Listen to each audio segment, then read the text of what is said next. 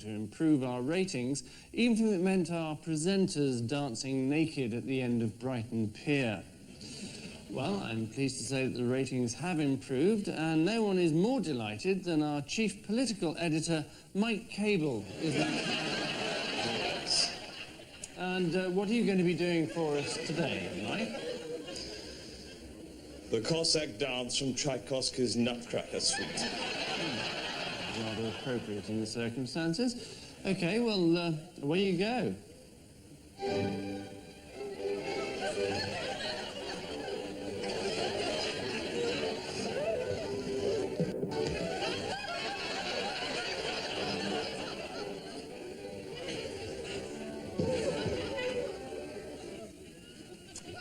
And make sure you join us next week when Kate Adie will be standing in for Mike.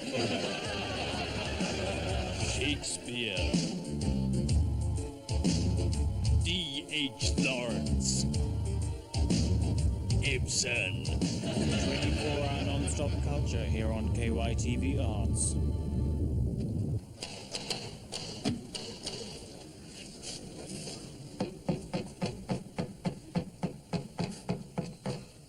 Hello, love. I'm from KYTV. We're making a prestigious new film of Charles Dickens' classic novel, David Chizzlenut. It stars Sir John Lawton. You've probably heard of him. No. Well, anyway, as I say, we'd like to make it as authentic as possible, so we'd like, if you don't mind, to use your house. Oh, right. Yeah. Is that carpet stain resistant? Why? Nothing. What kind of money are we talking about? Have you ever had any filming done in your house before? No. Well, it wouldn't cost you very much at all. Now, I promise you... Does that roof come off?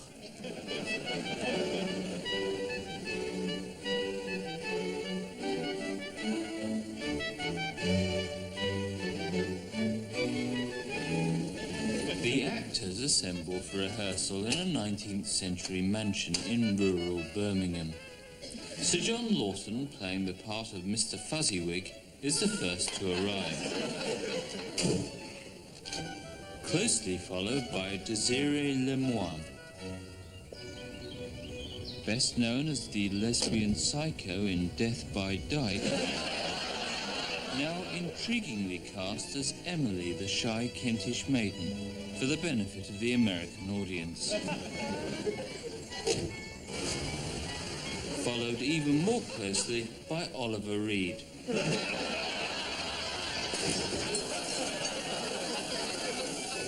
Who was to play no further part in the film.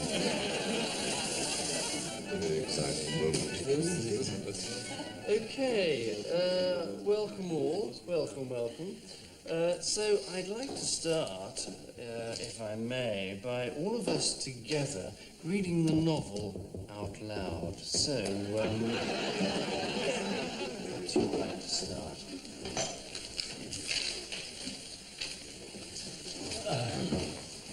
The fog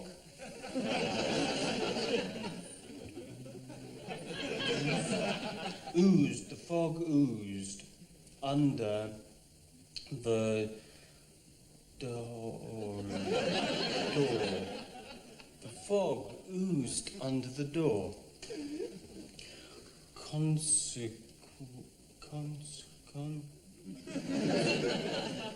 Had committed a crime, namely buggery. Burglary, sorry. Well, I think my part is very much a Michelle Pfeiffer, Kim Basinger sort. So, Richard, do you see yourself as a star? No, Mike, I don't really see myself I'm as here on the set with Richard Buck. No, I don't really see myself as a star. Most of the work I've done so far has been very challenging, but not hugely visible. Now, Fauna Margarine comes in a brand new monster ad. Yes. Well, I don't think it's strange for an American to be playing the part because, well, like it's our heritage too. You know, we were brought up on all those Shakespeare novels and Dickens plays and stuff. Why, bless you, sire, and welcome to my humble hearth. Emily's from Tunbridge Wells. I know, it's just amazing to be working with Lewis. You know, sometimes I think, wow, you know? God, I'm actually working with the director of The Godfather. The Goat Farmer. Lewis Carrick was the director of The Goat Farmer. It was a documentary short at the British Film Institute. Well, it's amazing to be working with him anyway, whoever he is. We have all sorts of different actors here. Sir John, for example, is very much of the old school. I'm sorry, I know this is a dreadful imposition, but could I possibly ask you to get me a cup of coffee? You want a coffee? Won't you do that for me? You're so very kind. I know it's a terrible favour to ask. No, that's all right. You are wonderful.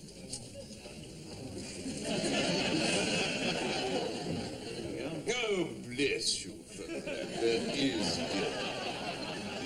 Whereas Richard is very much a method actor. In fact, to such a degree that he refuses to come out of character between takes, even at lunchtime. Pretty wench, wilt thou furbish me with a chalice of thy finest coffee of the Indies? Which seems slightly strange, as he plays the part of a man who has no lines and gets killed in the opening 5 minutes.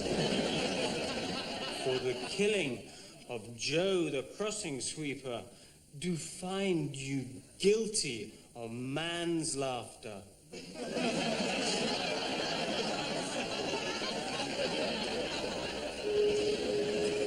You're watching KYTV. Take 1 tin of sardines, 2 peeled peaches, and a large can of custard. Mix well. Place in a medium-hot oven until brown. Then fold in 2 spoonfuls of Worcester sauce and sprinkle with paprika, chopped liver and bananas.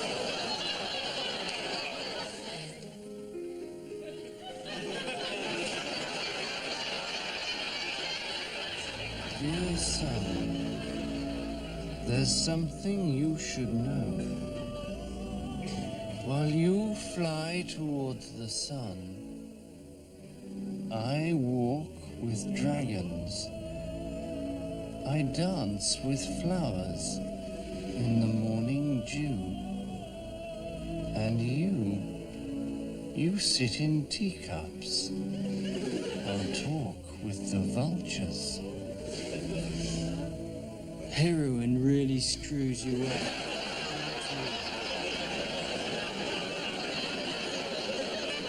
It is the first day of shooting, and the weeks of preparation are at an end.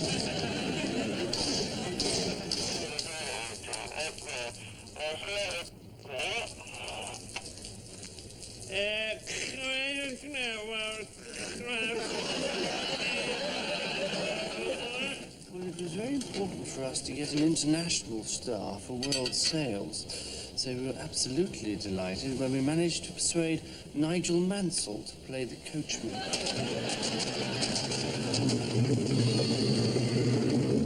Cut! Slower next time, Nigel. Now, Richard will be coming up behind you at about here, so are you clear when to turn, Gary? I'll be cueing you from over there. It's all right, Lewis. I can time it. I can feel when he comes up behind me. Don't need a cue. As you will, Gary, as you will. Okay, stand by, everyone, and roll cameras. 143, take 1.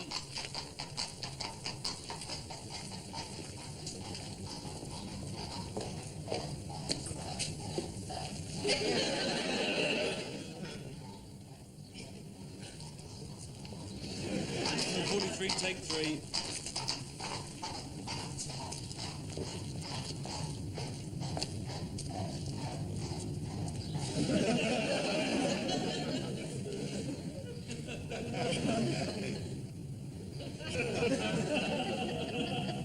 ...143, take 8.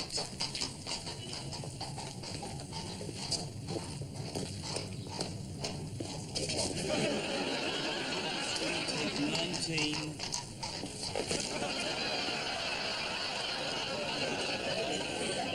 Okay, here we go then. Cue the coach, cue the deaf mute. Cue the deaf mute.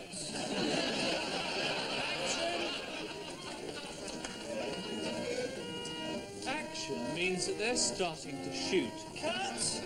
And cut means that's the end of the shot. Short one. Let's just see if there's something interesting happening elsewhere.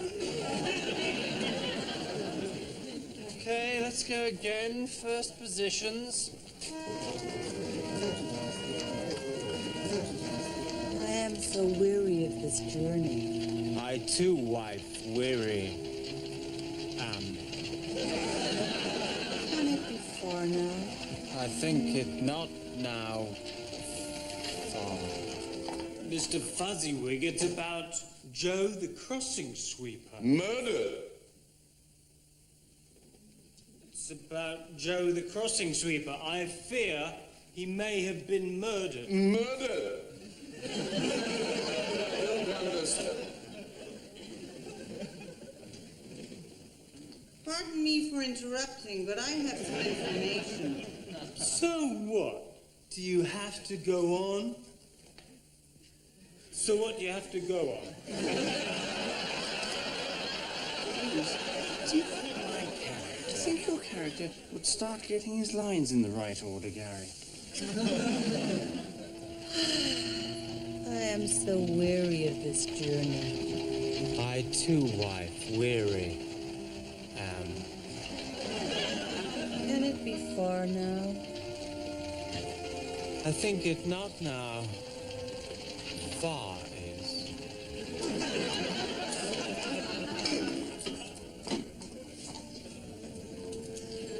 Cut!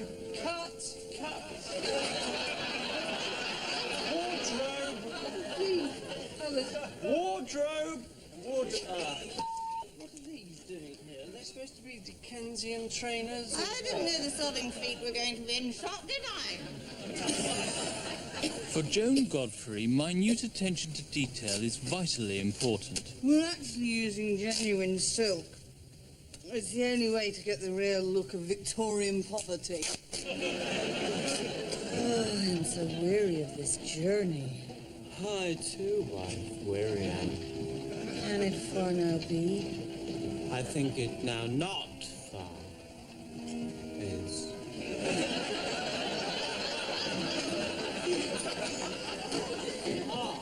Here we are.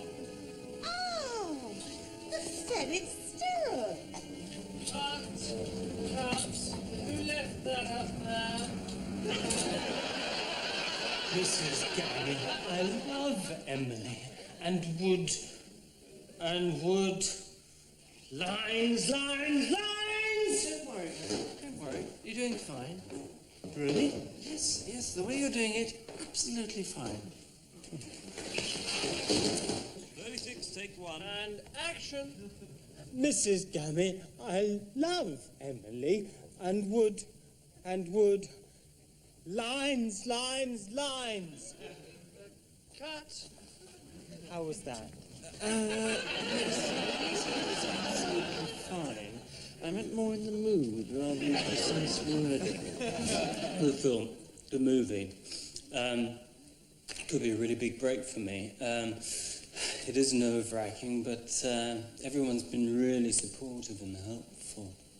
But still somehow not quite anywhere near mediocre. You see, what we want is for you to be convincing.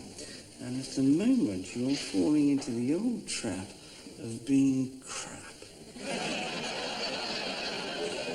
I know this is a terrible position, but would it be conceivably possible to have some sugar in this? Yeah, not this nose. Is that all right? I know I shouldn't be asking Yes, but do say if it's a problem. You sure? Oh, this is super. What's your name? Dominic. Bless you, Roderick. Is it your intention to marry Mary? Actually, it's sounding a little bit like, Mary Mary. Should we try it again? Is it your intention to marry Mary? No, marry Mary. Marry Mary? Marry. Marry? Yes. And perhaps we could break it up a bit by calling her Mary Mary. So, is it your intention to marry Mary Mary? Is it your intention to marry Mary? Let's try wed. Is it your intention to marry wed? So, lady, ply thy trade, I shall tarry here. Richard believes in starting from the outside in with his character. The makeup is crucial and quite extraordinary. It takes him 6 hours a day.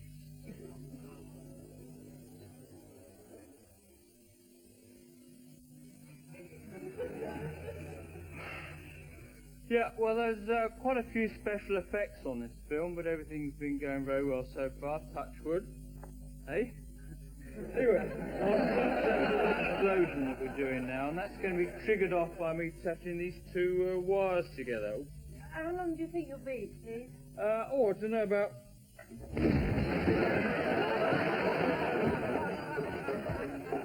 For Lewis, it seemed that nothing would go right, even the weather. Okay, stop the snow. Stop the snow. Stop the snow. Lewis, we can't. Why? It's snowing.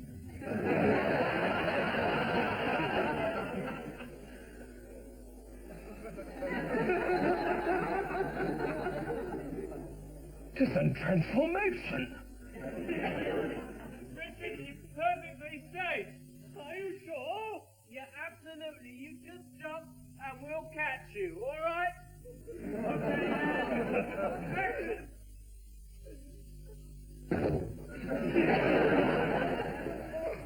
Don't crowd round. Give me some air. We need another one.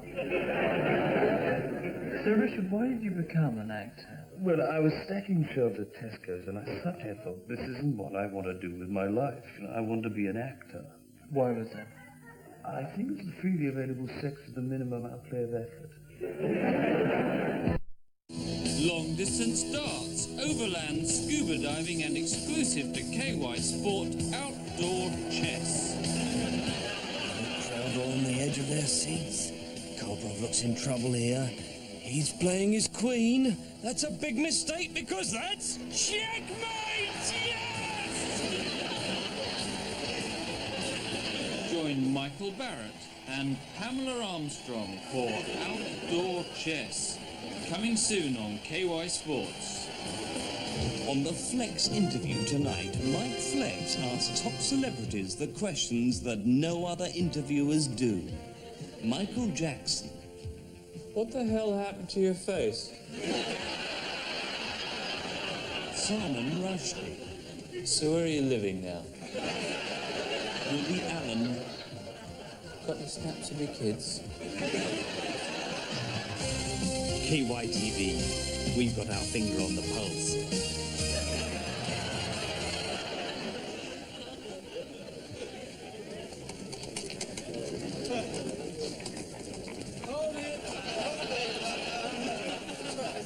You must be on the wrong set.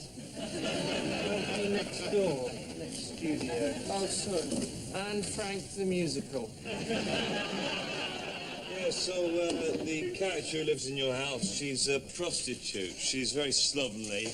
She doesn't really have any idea of taste. So, we hardly need to touch her house at all, really. That's a bowling wall. Why?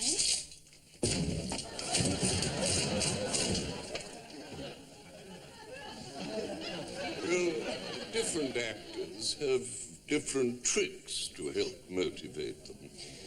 Personally, I use this small wallet of photographs of my wife if I have a particularly emotional scene. Okay, so John, let's try this scene, shall we? From the top, if you would. From the top. Okay, hold the work. And cue. What in God's name are you looking at?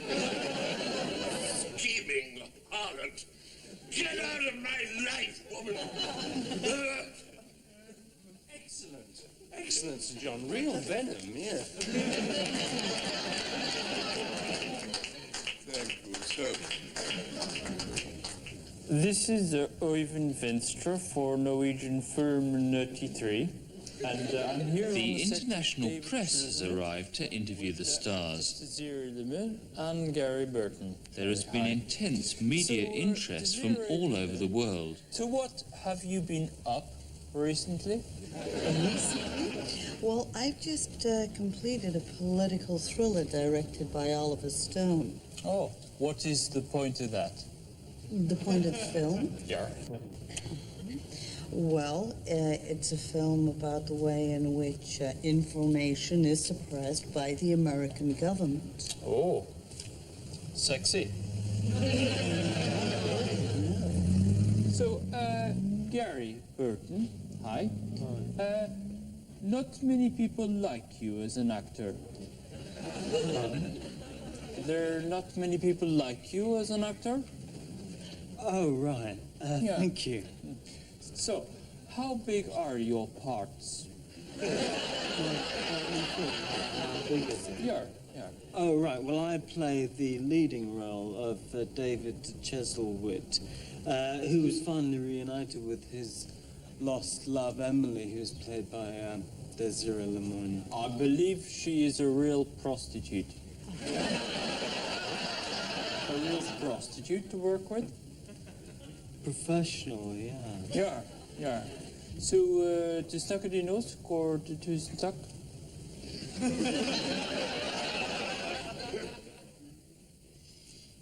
This is your costume. This dress. F*** off. Obviously, it is exhausting filming. It takes an age to line up the camera and light each shot. But I'm very lucky because I have my own personal stand-in, whom I chose myself. As you can see, he's this pretty image of me. Same looks, same build, same height. Yes, but he's 6 foot and you're 6 foot, obviously. 67, take 1.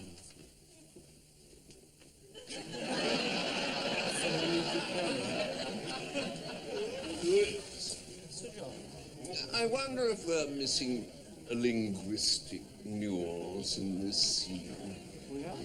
You know where the Undertaker points at the dead body and says to Mr. Fuzzywig, cadaver. Don't you think Mr. Fuzzywig could say, and you can keep up?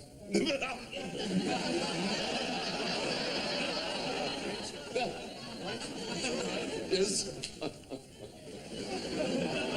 Okay, places everyone, please. So they're about to shoot the scene. Quiet on set, please. And the director is calling for quiet. Quiet on set. Still asking for quiet on set. Quiet. Sorry, problems? Indeed. Okay, stand by, everyone. Ready to go and action. Excuse me, could I have a word with you? Over here. What? We're just about to go. What We feel as if Miss One in this scene should have more light. Pardon me? We feel Miss One should have more light. Sorry, who are you? I am Miss One's personal manager.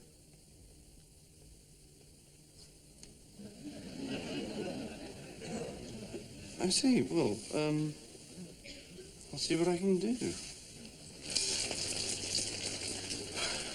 Upon my word, Mr. Fuzzywig, I feel I shall forevermore be indebted to you.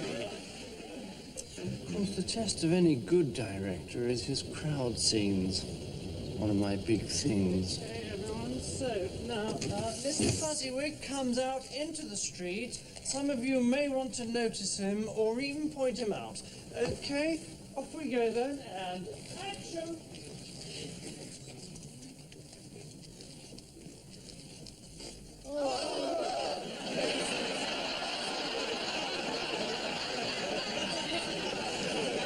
Never more shall I speak. Cut. Excellent. Well done, Sir John. Excuse How me. this time go? We feel as if Miss Them One in this scene should have more hair. Her hair is a little flat. Well, she's just come in from the rain. Did you not Miss see Them One would like more hair. Right, makeup. Miss Lemoine would like more hair.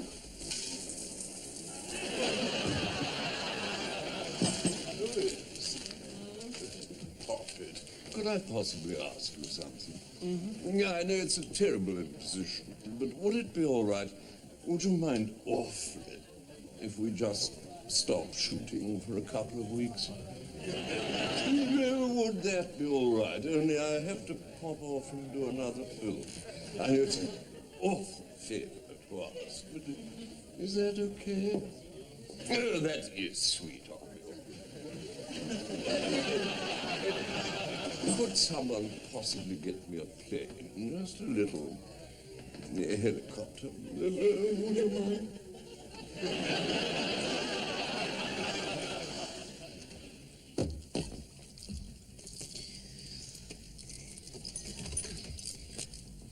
This is your costume.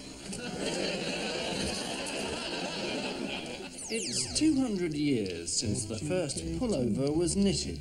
And this Saturday, on Pullover Night, KYTV celebrates the occasion with a whole evening of pullover entertainment. At 7 o'clock, there's an hour of Chic, followed at 9 by an hour of Valdunican. At 9:30, we ask specially invited celebrities if they call them pullovers or jumpers. Plus, live from Crystal Palace, five-a-side competitive knitting with Sue Barker and Frank McClintock. Mike Flex will be jetting over to the Bahamas to see why they don't need sweaters. And Giles Brandreth will be inviting you, the viewer, to come and punch him in the mouth. Pullover Night, this Saturday on KYTV. You're watching KYTV. Working with kids is always a problem, especially as they can only be used for 2 days a week. This child is the one who played Joe the crossing sweeper on Mondays and Thursdays. Right, Thomas. And this child is Joe's replacement on Tuesdays and Fridays. Okay, now there's no need to be scared. All he's going to do is to grab you, put his hand over your mouth like this so you can't breathe, and then slit your throat. Pretty sharp, isn't it? Okay. Thank you very much. On to the next scene, everyone. Excuse me. Yes, what is it? It is generally felt that Miss Them One in this scene could have more lines. More lines? She doesn't have any lines. Precisely. What do you want me to do? Rewrite the scene?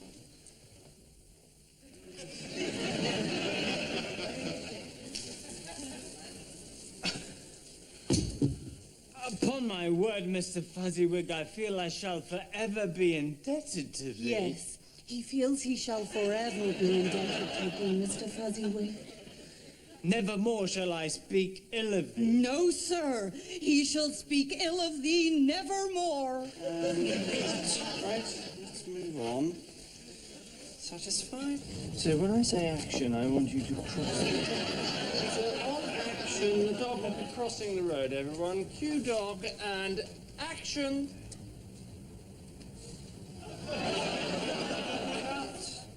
You didn't really pick that up, did you?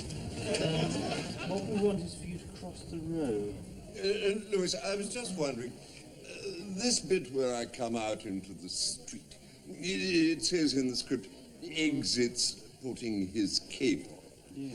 And it set me thinking that, of course, in Victorian times, they were very fond of a dish called capon, which, as I'm sure you know, is a type of chicken.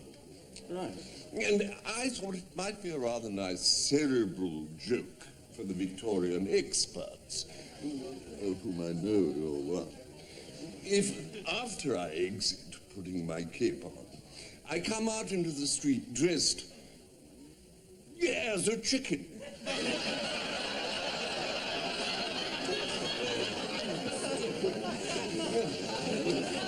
Okay, let's try it again. Dog crossing the street and action.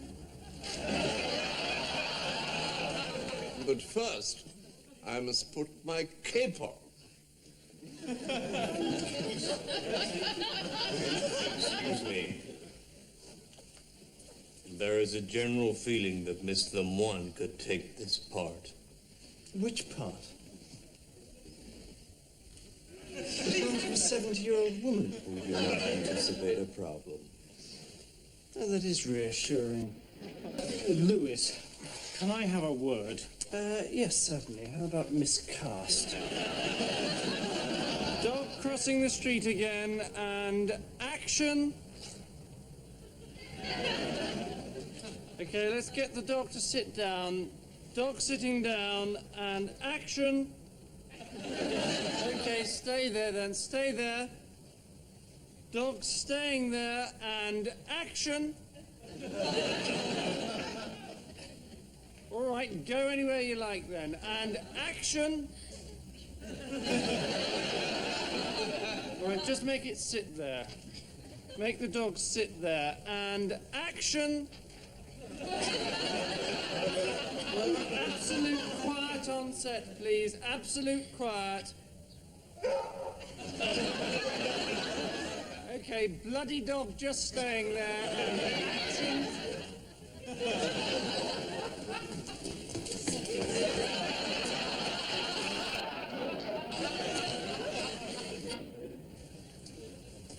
Right.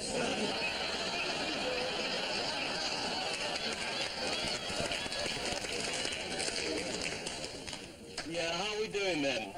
Everything's fine. We're just setting up for the big establishing shot, okay?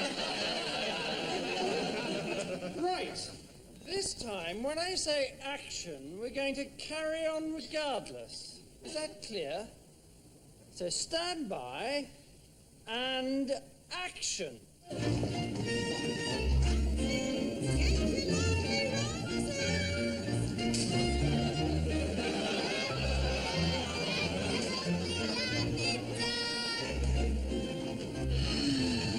I am so weary of this journey. I too, wife, weary am.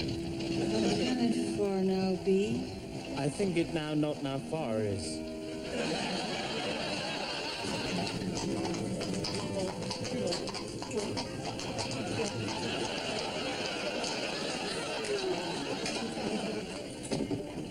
Ah, here we are. Oh, the fetid stirrup.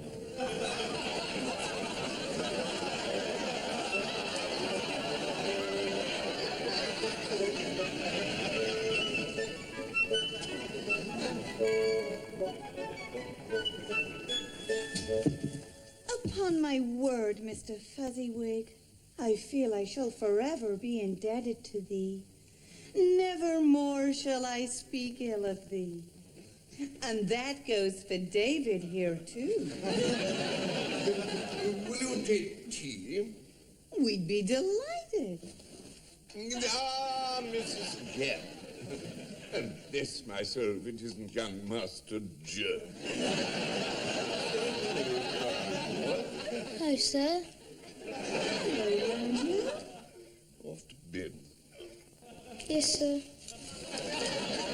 Mr. Fuzzywig, we must leave with all haste.